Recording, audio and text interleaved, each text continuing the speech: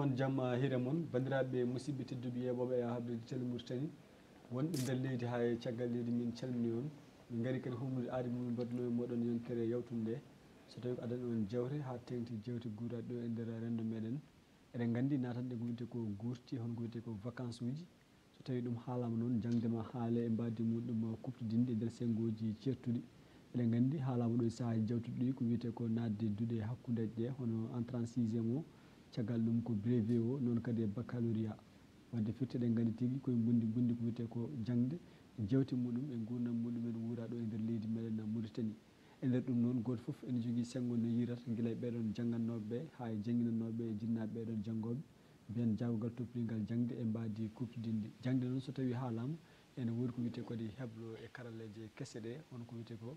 hono ɗiɗon lycée ji ganduɗa mbaɗata ko formation professionnelle taw kay koye fannuyankagal kessal e mbadi muɗum ganduɗa ɗo e nder leydi meɗen Mauritanie mo bismiɗen ɗo wona koɗo e ayo habbide télé Mauritanie o ari ɗo laabi certuɗi ɗe foof bandiraɓeɓe kadi ne keeɓa hen famuya no fewi ha tengti wiyete ko sengo jangde walla min mbiyen gueɗe rendogo sukaɓe ni e mbadi kuptodinde ko jayde hen kino men ni mataw hande en bismimo tan nde tawno omo jogui kadi kelle goɗɗe keeriɗe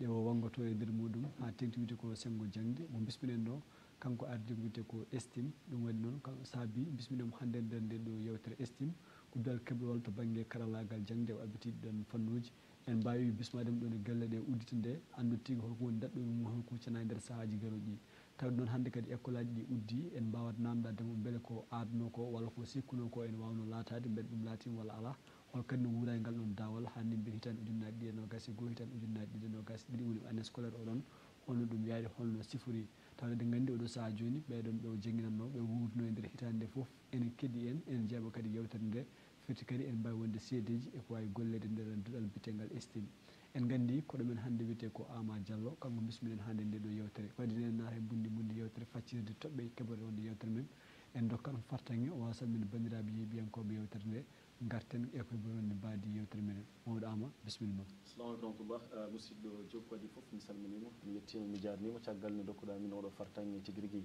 wawde hande tawtorede yewtere wandani nde wonno ko yewtere nde bandiraɓe ɓe batti haqqille no fewi e adi kadi koye saaha mum haali joni joni wona koye vacance uji donc fidde ko so tawi vacance haalama tan année scolaire haalama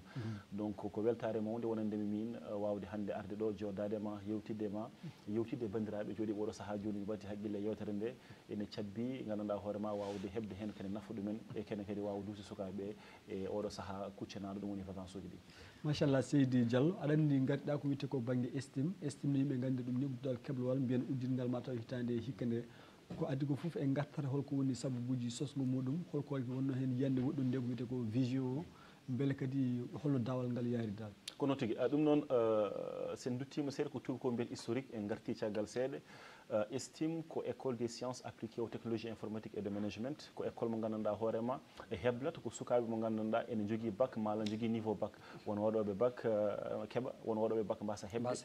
kono ko yidde wiide tan wasde hebde ɗum nde fotani addande joomum wasde hebde dame goɗɗe mo gandanɗa hoorema ene wawi wadde jangde taw ko jangde nde ene nafa ɗum taw ko formation professionnel wona neɗɗo so janggui so heblama so yalti tan omo wona opération omo wawi gollade ɗum noon sen duttima ha joni caggal minen tigui rigui somi wi minen ko min emo jokkodirmi hamin coosi oɗo école estime woni hen fandare amen ko yidde wawde dusde ɓesgu Mauritanie foof e mbadi kuuɓal haaɓe ganda tigui rigui jangde oɗo saaha joni ko kañum woni boowal ɓurgal lattude gam wallude gandanɗa hoorema rendo e sukaɓe enen wawi sifrade foof jomum en mbawa jogade gueɗal ɗum e nder leydi donc min teskima e nder leydi Mauritanie hono école aji de formation professionnelle ko ɓuuri hen hewde woni ngakke kewɗe nan hen aduno hande formation namni tigui rigui ko karallagal kessal namdi ko peeje kesse ko humpito yaanigo ɗum addani min minen wiide wonde men wuurɓe nder leydi ndi andude caɗele gonaɗe ɗe joni en pelliti tigui rigui uddidde école mo gandanɗa hoorema taw eɗen mbawi jaɓɓade tigui rigui sukaɓe joguiɓe caɗele gandanɗa hoorema ko wiyete ko le choix de la filière de formation jomum anda tigui rigui holto poɗɗa yarude won heeɓoɓe ha lycée d' accord ha mbaɗa bac mumen kono ganda tigui rigui hol firti formation wawi won nafoore sowmine nder mum kono andira ɗum holno andira ɗum holno noon donc ene sohli tigui rigui gandanɗa hoorema won e école aji to ene mbawi jaɓɓade ɗum so jaɓɓima ɗum kadi ene mbawi tigui rigui orienté de joomum mbiya ɗumen oɗo formation de sa waɗi ɗum oɗo formation ma ɗum wontan ma gartam e kadi wona ɗum tan leydi foof eɗen mbawi wiide e environnement foof gonaɗo ene waɗi formation ngaji mala won e métier cohlaɗe hande nder leydi men Mauritanie eɗen gandi won e métier sa waɗi ɗum ene wawi ɓuura yawde keeɓa gollal wawi kadi gollal ngal ngal mbaɗata ngal to ngal sohla e nder leydi ma donc ne waɗi ce qu'on appelle le choix de la filière de formation et justement des orientations par rapport e formation ngaji ganduɗa hoorema cohlaɗi e nder leydi mo gontadi donc historique o c'est un peu ça ko yidde jaɓɓade sukaɓe ɓe d' accord wonde orienté e formation ngaji cohlaɗi ɗi e wawde kadi rokkudeɓe jangde taw ko jangde gandanɗa hoorema de qualité taw c'est une formation sérieuse taw ko jangguinoɓe gandanɗa hoorema joguiɓe karallagal humpito eko jangguinta ko ɗum addanami tigui rigui jogade kiram gandanɗa hoorema sosde oɗo école noddirteɗo école des sciences appliqué aux technologies informatique et de management ɗum woni estime machallah estime ko ɗum woni sababu cusgol muɗum wawde huccande kadi wawde heɓɓirade sukaɓe no mbiruɗa ni ha tinte ɓeɗo yettiɓe fannu bac jomumen so tawi keɓani gandata wona oɗon fartangue goto woodi fartangueji goɗɗi ne goodi hitande nde udditama hitande ujunnaje ɗiɗi e nogas goho hitande ujunnaje ɗiɗi e nogas ɗiɗi holno ngal ɗon dawal yaade to banggue hebloji guila jangguinoɓe ni ha e sukaɓe beele ɓe nottimen no fottiri ni alhamdulillah en jetti Allah no fewi minen hannde amin mbawi wiide min keeɓi satisfaction totale par rapport e inscrivegol sukaɓe ɓe e gargol mumen e doole donc hono no mbirunomi e yewtere nde gaɗi e yuɓɓinde ɗo caggal nde min keeɓi inscrive e élève uji ɗi ɗe gaari nde gonga tigui rigui min keeɓi caɗele to adana ɗo saabu jomumen gowi ko formation lycée donc ils sont dans les généralités gaari ko école de formation professionnelle donc ene waɗi eɓɓago hesso mo gandanɗa hoorema ene waɗi matiére kesiri jiidani e jomumen ko gowi wiide ko donc ɗum ko enseignement professionnel jangguinteɗa ko métier jangguinteɗa ko gandanɗa hoorema ko matiére uji so tawi a yalti tan aɗa wawa yaade nder entreprise gona opérationnel donc nde ɓe gaari idana ɗo on était obligé il fallait komin mbaɗa ce qu'on appelle des formations de mise à niveau et de renforcement de capacité ɗin formation ngaji ko holɗum ko yidde wiide kamɓe arɓe ɓe il faut komin mbayla jaɓɓinde ɓe joguino e lycée ji ɗi ɓe paama tigui rigui ɗo ko formation professionnel ko dawal gongal donc jomum ko acteur kanko ko acteur gandanɗa hoorema e nder formation mo waɗato firti ko o foti ko ƴettude formation makko e hakkude juuɗe makko ha tiiɗa o gollano hoore makko donc min mbaɗi ko des ateliers de formation kala ko wiyete développement personnel gandanɗa hoorema ko rokkude neɗɗo o cuusal wiide tigui rigui an aɗa wawi justement ƴettude avenir ma e junggo ma donc des formations en développement personnel de prise de parole en public holno jomum wawata haalde hakkude renndo holno wawata namdade nda ɗum so tawi professeur uji mumen e yeeso mum et justement tout ce qui est technique d' expression aussi technique de communication écrite holno windirte extra donc ɗum wonno idana ɗo e nde min guddita école o nde année passé ko ɗum min gadi wadde comme formation ɗum ko étudiant ji arɓe ɓe foof kamɓe foof il fallait koɓe ndenda ɓe mbaɗa ɗum ɗon waɗi tronc commun ɓe mbaɗa ɗino formation ngaji e caggal ɗum noon nde min paari wadde oɗon sémestre jomumen hankkadi pecca e nder kalsuji men waɗoɓe comptabilité et gestion nawa e kalsuji comptabilité et gestion waɗoɓe réseau informatique maintenance mbaɗa nawa e kalsuji men waɗoɓe la délégation médicale nawa e kalsuji men ko ni woni min cari filiére foof e classe mum taw ene jogui jangguinoɓe mumen gandanɗa hoore makko ɓen jogui humpito timmuɓe duuso ɗumen e formation mbaɗato donc au premier temps effectivement no mbirum ni waɗino tampere seeɗa jomumen gowani ɗum mais caggal mum nde wonno ko c'est une formation qui est vraiment adaptée par rapport e besoin gono ɗo woni sohla gonaɗo o min paami tigui rigui sukaɓe kolliti yidde gandanɗa hoorema yaadude e formation o e jangguinoɓe ko si donki kolliri bawal wawde dusdeɓe justement e formation ha jomumen keeɓa hen gartam tigui rigui ɗum haɗani ɗon tan min mbaɗi des séminaires aussi séminaire uji ko hunde wonde fayida no fewi ko addude gandanɗa hoorema humpitiɓe e won e golle jomumen par exemple aujourd'hui mbaɗo formation e comptabilité min jaaha min ƴeewa comptable gollotoɗo gonɗo e nder entreprise min gadda ɗum e onon classe gurɗo gollal ngal wawa yewtidde sukaɓeɓe fammin ɗumen onon e tigui rigui gonɗon koye classe de premiére année son jalti oɗo formation mbaɗa toon ko ni gollal ngal sifori tigui rigui donc c'est un peu de joindre l'utile à l'agréable hollude continue moɓe janggata o e soɓe jaltoyi justement holkoɓe keɓori waɗoyde janggo so tawi eɓe jeeyi en plus e holko faada e mabɓe donc ɗum ko rencontre uji ɓemin mbaɗa limtinde amin mbaɗa ɗum e école o e kadi amin mbaɗa ce qu'on appelle des visites d'immersion visite d'immersion woni holɗum ko waɗoɓe aujourd'hui par exemple délégation médicale jomumen guitte e classe mo goni o nawe justement e entreprise mala laboratoire gollotoɓe ngal ɗon gollal jomumen ji à vision ganduɗa hoorema holno ɗum sifori nder entreprise uji ene rokka jomumen yidde jokkude ɗum woni formation mbaɗato kono kadi tigui rigui ene rokka jomumen ganduɗa hoorema cuusal mal gilli gandanɗa hoorema yaade e bundi e formation mo mbaɗato machallah beele kadi waɗi ko wiyete ko ceerodiral hakkude ko wiyete ko institut gonɗo e nder leydi meɗen Mauritanie hannde ne keewi ɗo sababu woni mbiyata mataw heɓat tan uddita taw sahaji ala ko wiyete ko étude banggue andude ko mbatta ko beele ne amno ɗo e nder leydi ndi beele ko wiyete ko estime en jogui kañum to certi e ko wonde formation ngaji goɗɗi e nder lycée ji gonɗi ɗo mbaɗi hono muɗum bon yidde tan famminde bon estime jogui ko mbaadi université d' accord ene certi seeɗa e mbaadi lycée ji minen ko école de formation professionnelle et technique min jangguinata kala ko fati ganduɗa hoorema formation ngaji taw ko professionnel ɗum woni jomum no mbirum joni joni so yalti to ne wawa hutorade ɗum e gollaɗe e nder entreprise uji amin mbawi wiide alhamdoulillah oɗo saaha joni won wiyoɓe ni minen to amen ɗo gam naade toon ene metta ene satta saabu y a des critères de choix a famide e étudiant mo min ƴettata école o ene waɗi kadi ganduɗa hoorema critère de choix e jangguinoɓe école o et aussi critère goɗɗo ko holɗum ko chaque année amin mbaɗa des assises de l' éducation ganduɗa hoorema min joodo min administration e ɓen jangguinoɓe e entreprise uji mo ganduɗa hoorema ƴettoɓe sukaɓe ɓe so jalti gam golloyade wadde ce qu'on appelle diagnostic et les états de lieu yiide tigui rigui eɗen oɗo saaha joni holko leydi ndi sohli ganduɗa hoorema mal entreprise uji privé ji holko ɓe cohli so tawi sukaɓeɓe keblama so jalti ene mbawi wonde utile ne mbawi hutorade ɗumen tigui rigui donc amin mbawi wiide hannde amin jogui satisfaction totale saabu estime ene waɗa gandanɗa hoorema diagnostic annuel situation jangde e nder leydi Mauritanie e kala ko taari gandanɗa hoorema e nder leydi Mauritanie foof gandanɗa hoorema beele ene wawa tigui rigui rokkude sukaɓeɓe formation so tawi jomumen jalti ene mbawa yaade e marché de l' emploi formation professionnelle hannde ko wasiyaji ɗe gandanɗa hoorema dokkuɗen bandiraɓe pam tigui rigui ko formation ngaji cohlaɗi tigui rigui hannde yimɓeɓe jalti ko wiyete ko dans les généralités wiide tan mi janggui mi heeɓi diplôme taw mbaɗɗa ko diplôme universitaire wonna ko généralité ko foof tan ko heewi nawduɗa ene moƴƴi formation ngaji professionnel mbawa duusede nde wonno formation professionnel yahata ko orientation directe orientation mo ganduɗa hoorema besoin goɗɗo wiye hannde eɗen cohli mbaɗowo logistique taw joni minen école aji formation professionnel min porme étudiant so yalti to waɗa ko transport logistique ene wawa hutorede nder entreprise uji min cohli ko mbaɗowo gestion de ressources humaines et communication jomum so yalti ene wawi hutorede firque c'est des formations ganduɗa hoorema taw ko formation ngaji joofiɗe caɗele gonka entreprise o e gonka rendo d'une manière générale machallah ɗum kadi ko hunde himmude no fewi kono hitande nde hankkadi huuɓi mbiyen ko banggue ko wiyete ko gartam hono résultat ji dañaɗi e nder nde ɗo hitande holno cifori banggue filiére uji ɗi mbaɗɗon ɗi bon résultat ji dans l' ensemble résultat ji alhamdoulillah min dañi résultat ji moƴƴi to batte étudiant ji janggoɓe ɗi eno mbirum ni en première année muusi e mabɓe kamɓe étudiant ji ɗi nde wonno ko formation qui est beaucoup plus adapté e gandanɗa hoorema rigoureux ne muusi no fewi mais eɗen mbawi wiide à 90% des résultats amin jogui hen weltare mawde et aussi hikka amin jogui promotion jaltowo ɗum woni waɗoɓe filiére délégation médicale ko meccal mala mbiyen mecce ɗe gandanɗa hoorema ene cohla no fewi oɗo saaha joni par ce que kamɓe jahata wadde ce qu'on appelle kamɓe mbaɗata ventilé kamɓe jahata e laboratoire uji yiide médecin ji ɗi andide médicament ji ɗi mo poti hutorade e holɗini ɓuuri sohlede e patient ji ɗi donc oɗon formation hikka ko formation de 12 mois min mbaɗi 10 mois de formation et 2 mois de stage pratique et stage pratique mo mbaɗi o ko école o itti ɗum en charge donc mbawatmi tan ko yettude tigui rigui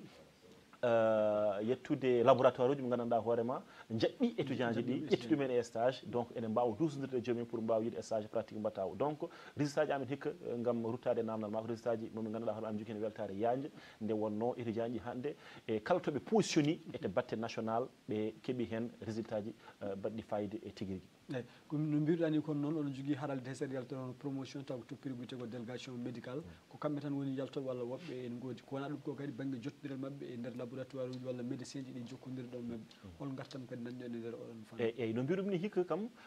formation malla sen jiiɗi mbiyen promotion gadiɗo yaltude ko formation waɗɓe délégation médical sen jiiɗi eɗen mbawi limtude seeɗa formation ngaji ɗemin jogui ɗi wonande bandiraɓe jooɗi ba saaha joni ene jeeɓa men mbawa famde eɗen jogui ko wiyete ko transport logistique eɗen mbaɗa comptabilité et gestion eɗen mbaɗa maintenance et réseau informatique eɗen mbaɗa banque finance assurance eɗen mbaɗa commerce international ɗiɗon formation ngaji fof ko limtiɗe eɗen mbaɗa ɗum kono ɗin formation ngaji diplôme gadiɗi won diplôme technicien o jomum ma waɗa duuɓi ɗiɗi ɗum woni 2 ans nde heɓa oɗon diplôme kono formation gandanɗa hoorema annuel ɗum ko des formations diplômantes annuelles délégation médicale déclarant en douane ɗin ko ɗin formation ngaji loowi hikka so Allah jaaɓi inchallah ɗo e lewru eɗen ganni promotion gaddoto yaltude e nder école o ko promotion de délégation médicale ko ɓen gaddoto yaltude e jokkodiral amen e laboratoire uji ɗi ko justification ngaji ko jokkodiral pardon bangal fayida no fewi nde wonno en keeɓi retour ne waɗi ko wiyete ko des fiches d'évaluation mo gandanɗa hoorema ko laboratoire uji ɗi ko kamɓe mbaɗata étudier évaluer étudiant o wiide tigi rigui étudiant mo nelduɗon amen o min holno min jiiri jaɓɓal makko beele omo wawi gollal ngal beele o wawa gollal ngal e fiche o yontere foof min keɓat le retour d'un rapport gimmiɗo e laboratoire o ko golle yontere nde eɓe nelda ɗum toon to école o donc komin keeɓi ruttade amen ko suivi o ko hollirde tigi rigui laboratoire ji beltima ganduɗa hoorema jokkodiral mabɓe école o e jokkodiral mabɓe étudiant ji amin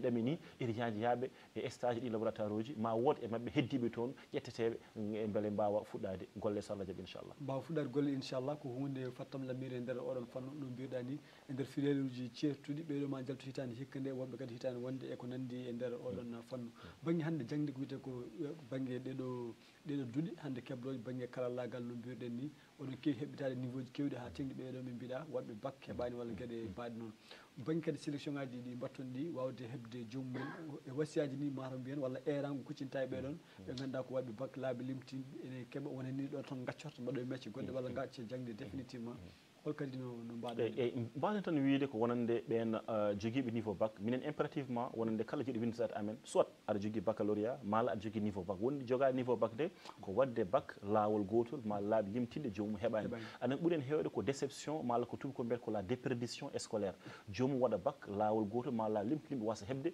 hay e remdo ngo sahaji waɗa ɗum rejeté ndeɓata wade tan jomum ko ala haqqille fartangue wawde famde walla heɓde donc examen o concours en mbiyani hoto sukaɓe ɓe mbaɗa bac hoto cippire bac jiɗɗen ko wadde promotion baccalauréat nde heeɓe tigui rigui ɗum woni ko ɓurɗen yidde e kono noon wonande ɓe keɓani ɓe waɗi ko wiyete ko sodorde des raccourcis gandanɗa jomumen ene mbawi wadde ce qu'on appelle des formations diplômantes mais professionnelles taw haɗata jomumen jokkude jangde mumen gandanɗa hoorema e wawde kadi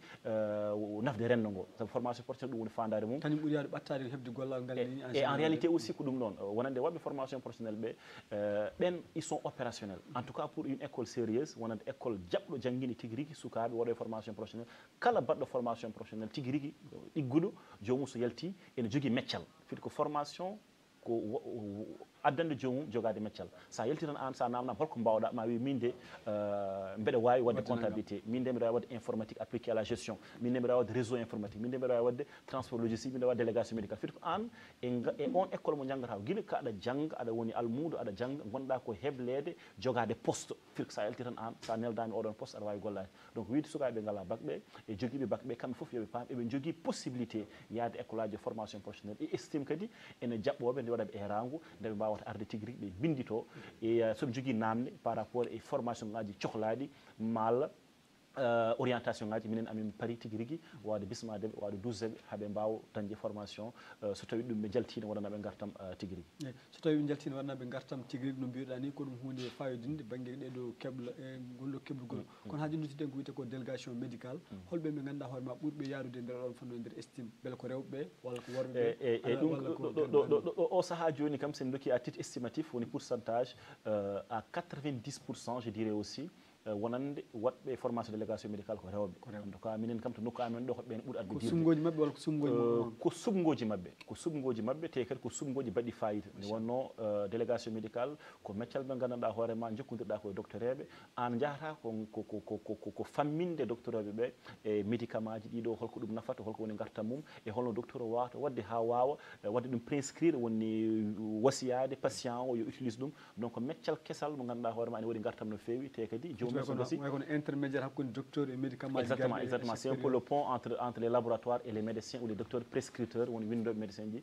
ko kamɓe goni le pont kamɓe goni hakkude mabɓe gandanɗa hoorema te kadi waɗɓe on formation délégation médical ko formation jaaƴo jomum ene wawi wadde ni ene wawi gollade golle goɗɗe taw tan wona liggade délégation médical c'est une formation complète mo gandanɗa hoorema sa yalti hen aɗa wawi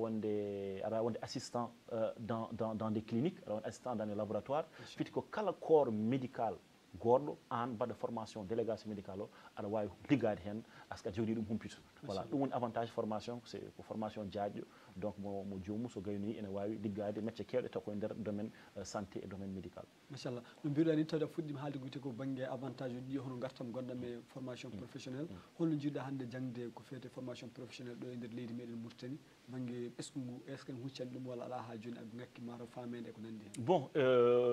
ha joni minen amin jogui rôle wonande acteur uji de formation professionnelle ɓeydude herjingo d' accord won famɓe tigui rigui ene notito e formation professionnelle mbaɗa ɗum te ene jii hen gartam won hewɓe famen ene mbaɗa ɗum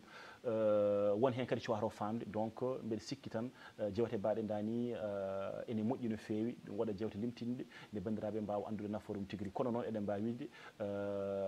bandiraɓe nana jaɓana formation professionnelle no fewi min o ɗo oɗo saahaji momin goni ñande foof komin waɗɓe recevoir yimɓe ɓe garta amen ɗo jinnaɓe malla sukaɓe ene gara namnade gam yidde wadde formation professionnelle yooɓe paam tigui rigui ala kulhuli e wonande waɗɓe formation gandanɗa hoorema général universitaire ko hunde moƴƴere kono kadi joguiɓe kadi yidde e guille yaade formation professionnelle ko yo jinnaɓe mbawa dusde ɗumen tigui rigui paama formation professionnelle ne waɗi gartam formation professionnelle aduna o hannde ne jirani ɗum ko formation mecce so jomum janggui jangde wonde fayida en école baɗɗo fayida so yaltoyi tan ene wawa hutorede gandanɗa hoorema e nokkuji e ɗum woni entreprise uji era gongo kadi ko yidde wiide bandiraɓeɓe won nodduɓe ɗe namno beele ha joni amin mbaɗa ce qu'on appelle les offres de bourse amin pammina emin mbi yimɓeɓe estime ha joni rokkira bourse uji ɗi ko bourse uji tati ne waɗi bourse accès à l' enseignement professionnel et technique wonande sukaɓe foof yiɗɓe yaade janggude formation professionnel technique amin gudditan ɗum e ngal ɗon dammal bourse uji jomumen mbaɗa tan ko demande mala garta nokku amen to gandanɗa hoorema mbaɗa demande hollidde yidde ɗumen bourse o holko addani ɗumen yidde rokkede bourse o e minen min mbaɗa étudier dossier o min ƴeewa hol bourse o min mbawata rokkude ɗum ene waɗi bourse ɗimmo o c'est l'accès aux jeunes filles à l'enseignement professionnel et technique ɗum kadi ko bourse ganduɗa hoorema waɗo hirjingo yaañgo rokkude sukaɓe rewɓe ɓe mbawa janggude saabu hande sukaɓe rewɓe ne jogui place école aji yooɓe janggu te mbeɗe rokkuma un secret minen wonɓe formation ɓe min teskima e kalsuji ɗi oɗo saaha joni sukaɓe rewɓe ɓe ɓuuri wawde janggude e sukaɓe worɓe ɓe donc ɗum ɗon kadi eɓe jogui haaju no fewi donc amin encouragé ɓe hen ko hunde moƴƴere saabu le développement d'un pays ɓe gandanɗa hoorema rewɓe teskama so tawi ƴetti devant so tawi jaɓani moƴƴere jaɓani jangde ko hunde wonde fayida no fewi donc amin félicitaɓe sukaɓe rewɓe nana jangga tigui rigui donc minen min mbi min dokka oɗon bourse pour wallide sukaɓeɓe tigui rigui ne mbawa ɓe ngala doole ɓe ngala moyen aji ne gara min mbaɗa ɗumen gussan ɗumen min keltina ɗum pour mbawa jogade accès formation professionnelle eyyi mawɗo Amadou Diallo ha jogodir oɗon fanno jokkatena aɗa mi mbima kala goho ene heewi wadde ko wiyete ko caɗele e perguite e saaha foof no jiiruɗen ɗum ni hitande hikka nde hol caɗele ɗe kawruɗon gam wawde humnude hitande nde eyyi hitande nde min caɗele ɗe ko batte gandanɗa hoorema prise en charge o machallah yimɓeɓe gaari notitima no fewi d' accord notitima no fewi e en teskima hewɓe arɓe gallana ɗum humpito donc ɗum wonni amen caɗele no fewi idana ɗo nde jomumen gaari il faut min mbaɗa ce qu'on appelle no mbirumami joni des renforcement de capacité mbeɗa waddeɓe mise à jour ganduɗa hoorema jomumen jogo possibilité wawde famde ko janggate ko ɗum woni ni amen caɗele ɗum leltini seeɗa tigui rigui début ɗo ɗum woni programme momin jinno wadde dispensé o donc ɗum tan kam min teski caɗele tigui rigui ɗe min keeɓi e caggal ɗum min dañani caɗele gandanɗa hoorema min keeɓi wadde activité ji ɗe min jiiɗi wadde ni e sukaɓeɓe aussi mbaɗi formation men gandanɗa hoorema ɗum woni premiére année mabɓe S1 S2 ɓe keeɓi ɗum valide et maintenant eɓen jaɓani ɗum gandanɗa hoorema S3 à partir de hitande fande so Allahu lamɗo jaaɓi machallah ko fati kadi wiide ko banggue kawguelaji walla jeyniral hakkude estime e wonɗen duuɗe goɗɗe surtout plan communication walla goɗɗum ɓe sikki on naatino e kawguelaji mbaɗi noon ha estime wawi yaade na final e ko nandi hen gartamen dañede banggue ɗiɗon fannuji e estime hikka min mbaɗi activité ji limtinɗi min darima e terrain o tigui min darima e terrain o tigui rigui te gonga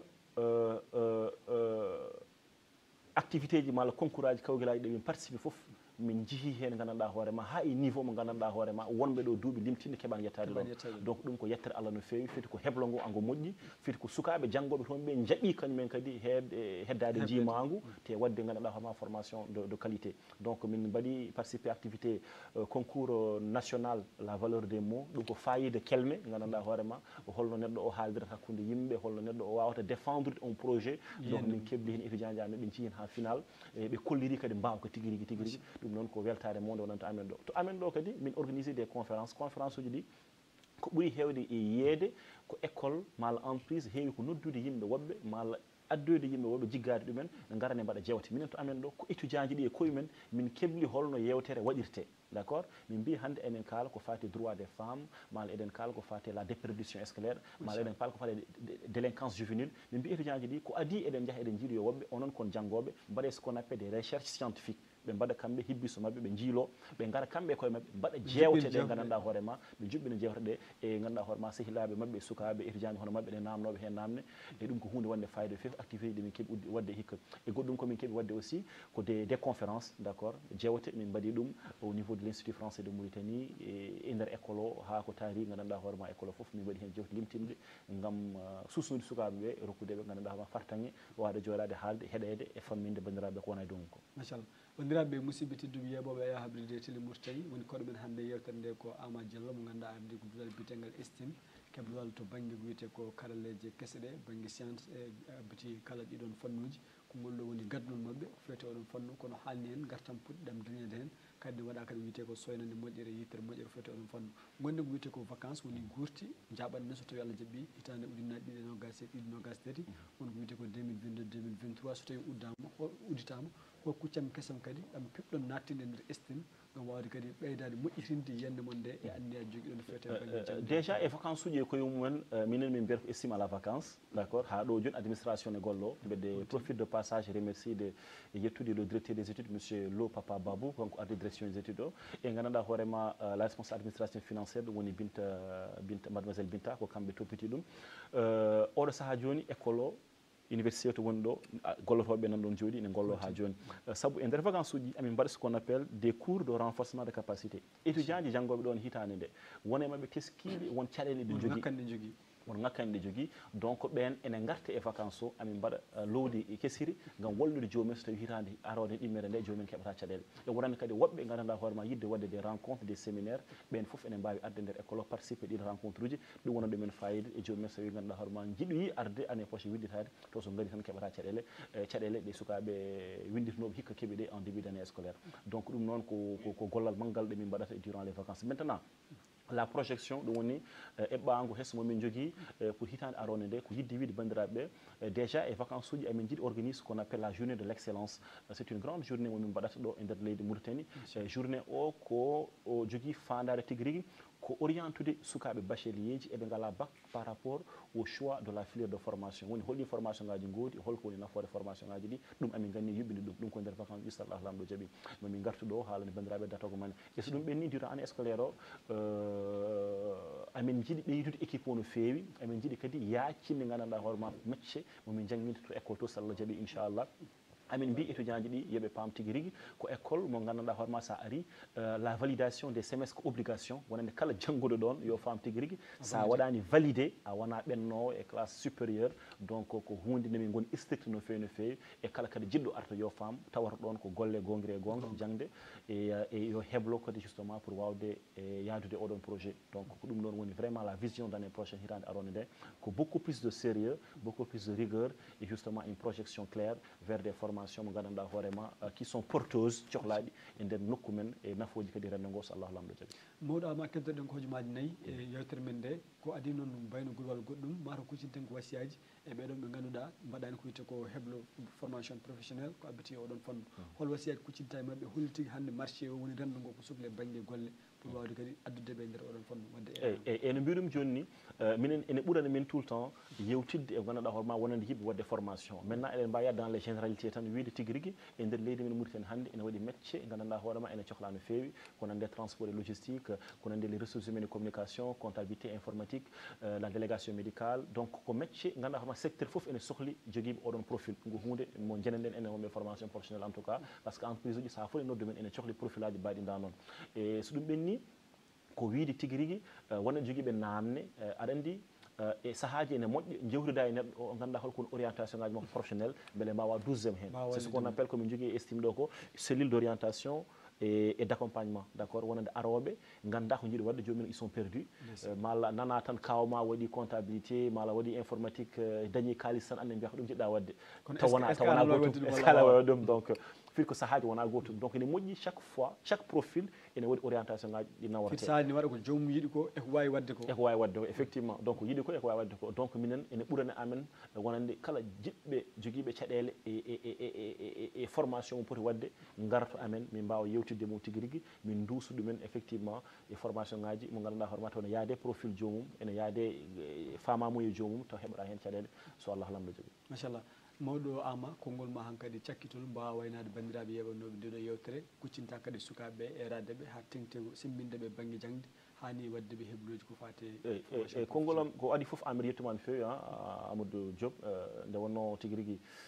ka dariɗo darde ma ne labti no fewi te mbeɗa wiya bandiraɓe ɓe mbattema haqqille ɓe mbawa dusdema eko mbatton ɗo ko hunde wonde fayida no fewi ko enen mbawata tigui rigui sippirde hen wallude jannoɗa hoorema dariɓe leñol ngol e waɗoɓe golle labtude donc an jeeɗa koye ɓen amin jettuma amin jarruma so ɗum ɓenni min jetti télévision national Mauritanie rokkude min oɗo fartangue tigui rigui wawde arde ɗo wonde min sukaɓe dariɓe ganduɗa hoorema yidde ƴellide ndiɗo leydi nde wonno oɗo école de formation momin cosi o junngo laamu ala hen junngo hay goɗɗo ala hen ko minen mbaɗi hen juuɗe amen gam yidde tigui rigui wallude leñol ngol wallude rendo ngo wallude bandiraɓeɓe haalɓe keeɓa formation baɗɗo fayida no fewi joni so jalti taw keɓata caɗele te ko formation kadi mo laamu heptini alhamdourillah nde wonno amin golludo e ministère de la formation professionnelle mbeɗe profité aussi pour remercier de Lalia Camara la ministre nde wonno kankone omo wotten haqqille omo duusa amen e gollal nde min gollotongal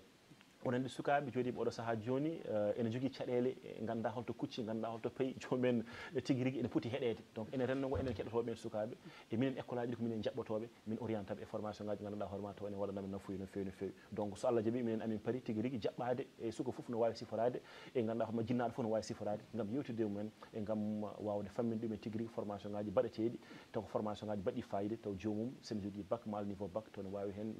janggude e so yalti tigui rigui ne wonana ɗum gartam so Allah lamɗo joni a jarama Seydi Diallo bandiraɓe musidɓe tedduɓe yaɓannoɓe hafde télé Mauritanie wonno koɗo men hannde yewtere nde ko Ama Diallo mo ganduɗa kanko ardi duɗal keblowal ɗo e nder Nouakchott lamaru leydi ngal biyetegal STM o holteni hitande hikka nde holno yaari gartam dañiran hen ɓe udditi kadi juuɗe mabɓe mbiyen walla dame gam wawde erade ɓesguji Mauritanie e mbadi kuftidinde ha tengte ɓeɗon ɓe ganduɗa ko heeɓe bakuji mumen walla yettiɓe tolno bac gam wawde adde kadi jokkuɗon jangde mumen hebde goɗon heblo kadi wawa tigui dañde ɓamtare ƴellitare taw kadi ko fannu jawɗo kadi fannu keñoraɗo mbiyen e banggue ko wiyete ko jeere nde ko sohli ko wiyete ko marché d' emploi o ko sohli e nder oɗon fannu ɓeɗo yewtere ɗum mataw beltinirte ɗum ko goto e almuɓe ma mo ganduɗa toon jangganno kañum ko haralde hikka nde ko hen promotion médical wono Hajjara Amadou kadi ko guiƴi meɗen sallah jaaɓi machallah ɗum noon bandiraɓe musidɓe tedduɓe yaɓanoɓe habde télé Mauritanie kala pirguitte mbawɗi wonde fof ko yaam ummori ko fewi fof ummori ko jabbaɗo gonen jaam on jarama